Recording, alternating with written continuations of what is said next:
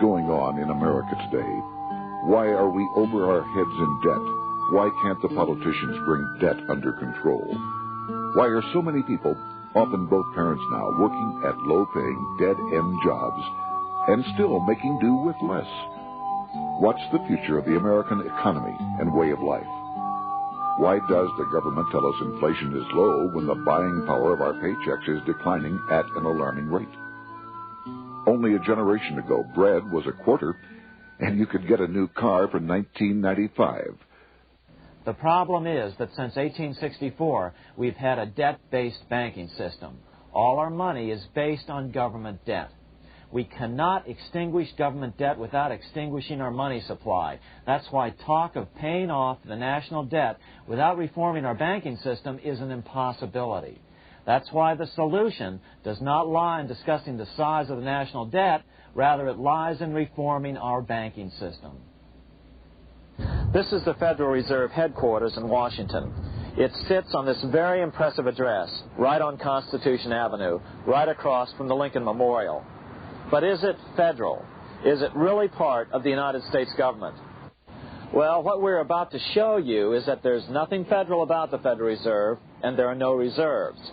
The name is a deception created back before the Federal Reserve Act was passed in 1913 to make Americans think that America's central bank operates in the public interest. The truth is that the Federal Reserve is a private bank owned by private stockholders and run purely for their private profit. That's exactly correct. The Fed is a privately owned for-profit corporation which, again, has no reserves, at least no reserves available to back up the Federal Reserve notes, which is our common currency. Oh, absolutely. The Federal Reserve is neither federal and has doubtful reserves. It's a private bank that is owned by member banks. And it was chartered under the guise of deceit by an act of Congress in 1913. If there's still any doubt whether the Federal Reserve is a part of the U.S. government, check your local telephone book. In most cities, it is not listed in the blue government pages. It is listed in the business white pages right next to Federal Express, another private company. But more directly, U.S. courts have ruled time and time again that the Fed is a private corporation. Why can't Congress do something about the Fed?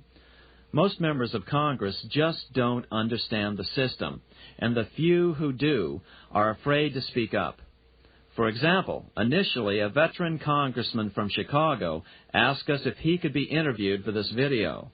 However, both times our camera crew arrived at his office to do the interview, this was all we were able to film. The congressman never appeared, and eventually decided he no longer wanted to participate. But a few others in Congress have been bolder over the years. Here are 3 quick examples. In 1923, Representative Charles A. Lindbergh, a Republican from Minnesota, and father of the famed aviator Lucky Lindy, put it this way: the financial system has been turned over to the Federal Reserve Board. That board administers the finance system by authority of a purely profiteering group. The system is private, conducted for the sole purpose of obtaining the greatest possible profits from the use of other people's money. One of the most outspoken critics in Congress of the Fed was the former chairman of the House Banking and Currency Committee during the Great Depression years. Lewis T. McFadden, Republican of Pennsylvania, said in 1932, "We have in this country one of the most corrupt institutions the world has ever known. I refer to the Federal Reserve Board.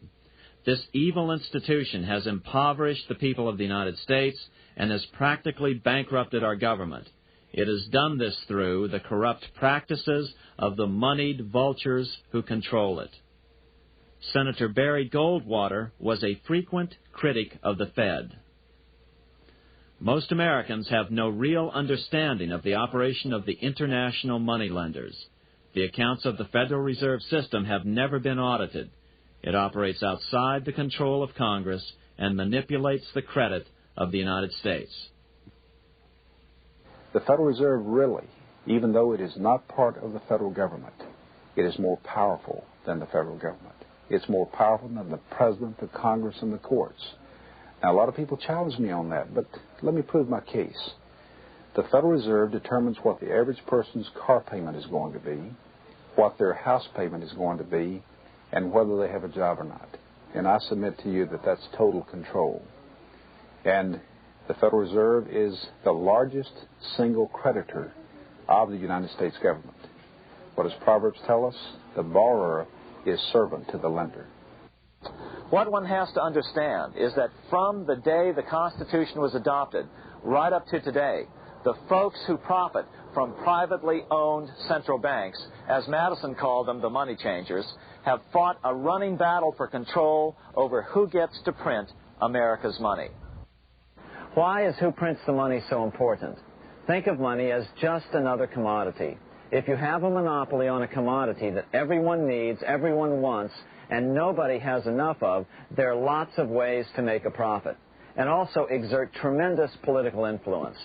That's what this battle is all about. Throughout the history of the United States, the money power has gone back and forth between Congress and some sort of privately owned central bank.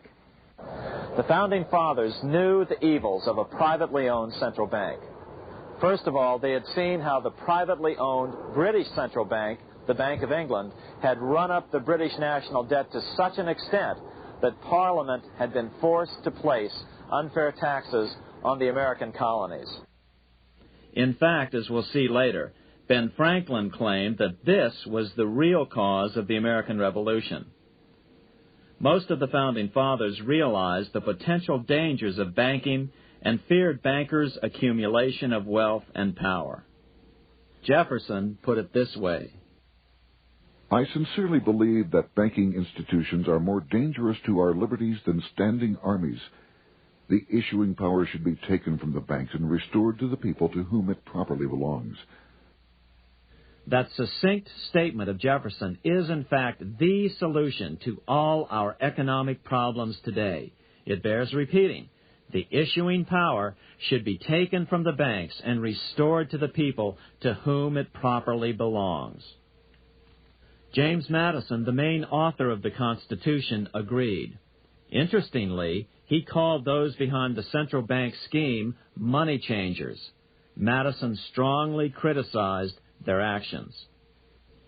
History records that the money changers have used every form of abuse, intrigue, deceit, and violent means possible to maintain their control over governments by controlling money and its issuance. The battle over who gets to issue our money has been the pivotal issue throughout the history of the United States.